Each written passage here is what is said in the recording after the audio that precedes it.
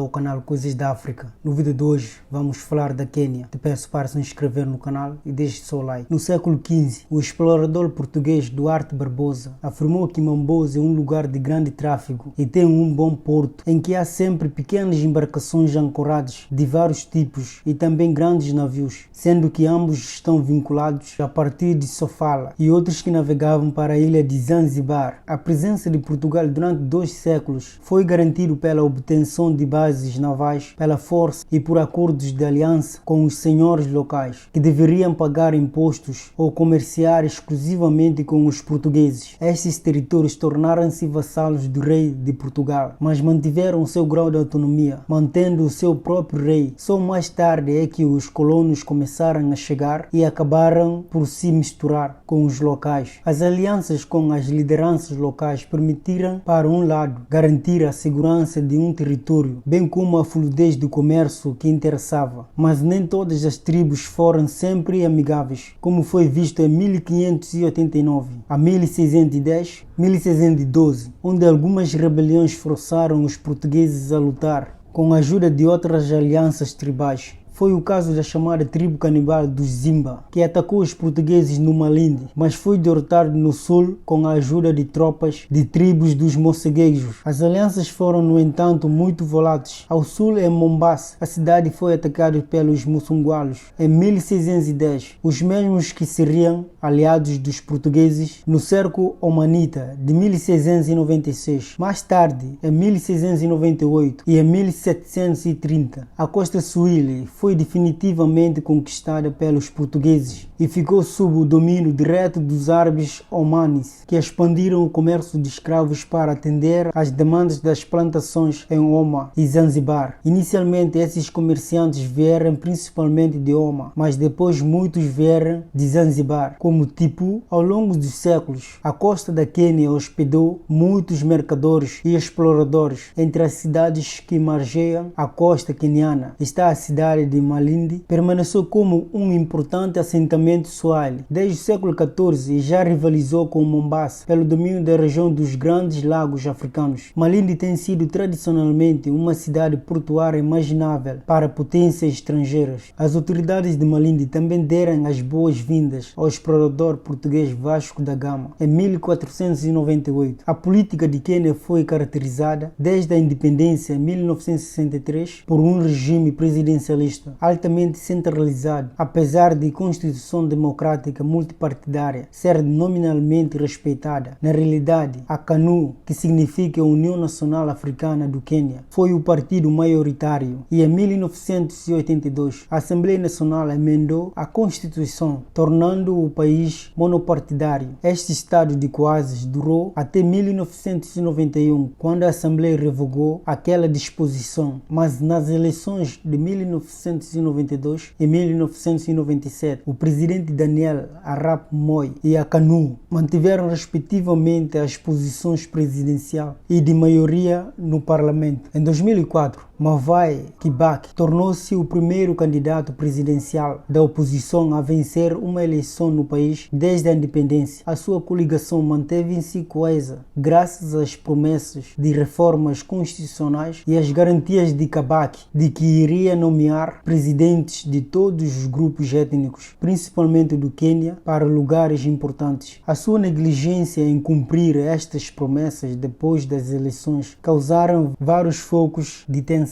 O movimento democrático de Orange de Quênia, liderado por Raila Odinga, concorreu às eleições de dezembro de 2007, tendo ganho a maior bancada do parlamento, mas não vendo o seu lugar na presidência confirmado pelas autoridades do escrutínio. Apesar das eleições terem sido consideradas fraudulentas por muitos observadores e os resultados mostraram uma divisão étnica do voto, Kibaki negou as alegações de fraude e no dia 8 de janeiro de 2008 nomeou o seu novo gabinete. Odinga convocou manifestações que levaram a um banho de sangue, com mais de 1000 mortos e 250 mil deslocados. deslocados, ou seja, refugiados. Depois de uma longa campanha de mediação presidida pelo antigo secretário-geral das Nações Unidas, Kofi Annan, na qual também participou Graça Machel, e de uma visita relâmpago de Ban Ki-moon, Kibaki e Odinga concordaram em assinar a 28 de fevereiro de 2008 um acordo denominado Acordo sobre a Nação e a Reconciliação, que inclui a formação de um governo de coligação e a nomeação de Odinga como primeiro-ministro, com poderes executivos, com as respectivas emendas na Constituição. O Quênia poderá assim tornar-se mais uma democracia parlamentar. Na Conferência de Berlim de 1885, onde se delimitaram as áreas de influência das potências europeias, o Quênia foi entregue ao Reino Unido, que o confiou em regime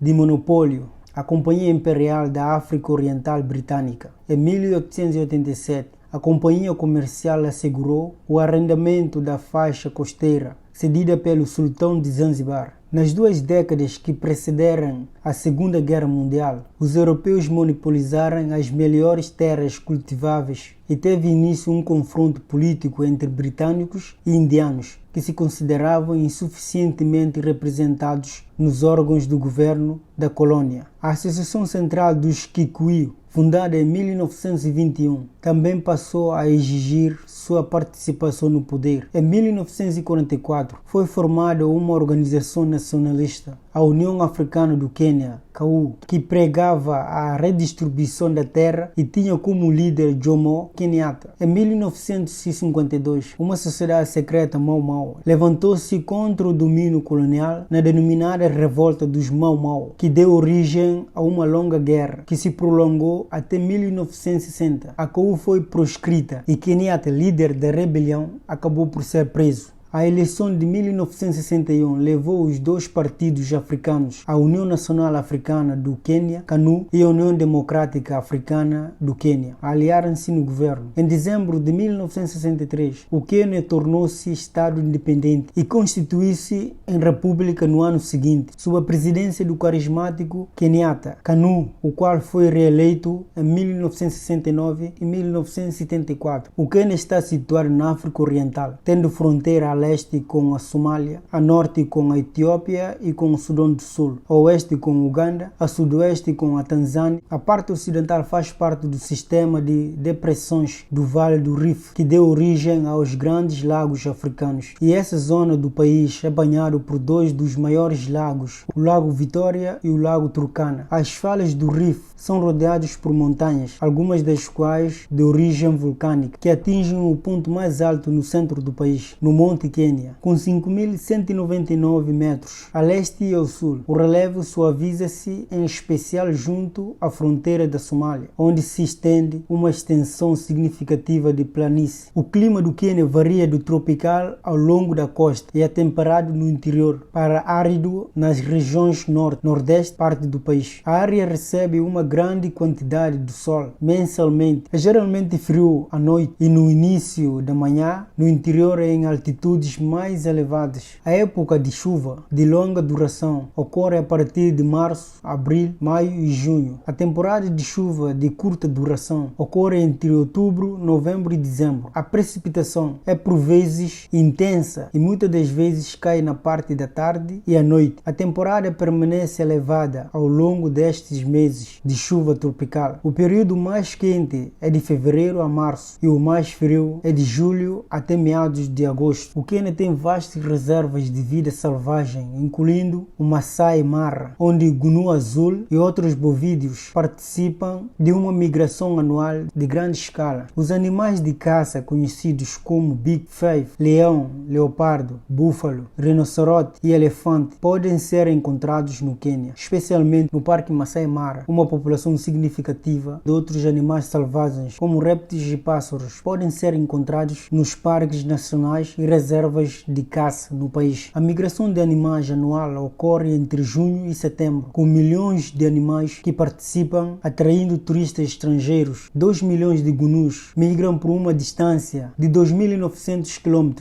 do Serengeti, na Tanzânia, ao Masai Mara, em busca de comida e água. Esta migração é um espetáculo natural, listado entre as 7 maravilhas naturais da África.